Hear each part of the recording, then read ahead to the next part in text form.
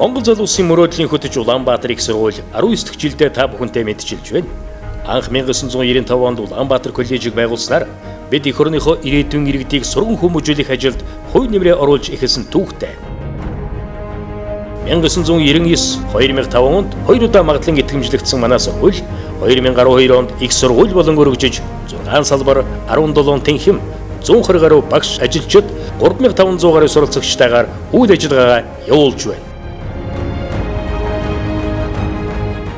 Монголын топ 10 ихтэй сургуулиудын нэг ISO 9001-2008 олон улсын чанарын стандартын гэрчлэгээ хүртэн төрийн болон хувийн өмчийн олон ихтэй сургуультай мөр зэрэгцэн оршин тогтнож амжилтаараа мандайдан яваагаараа бид бахархдаг.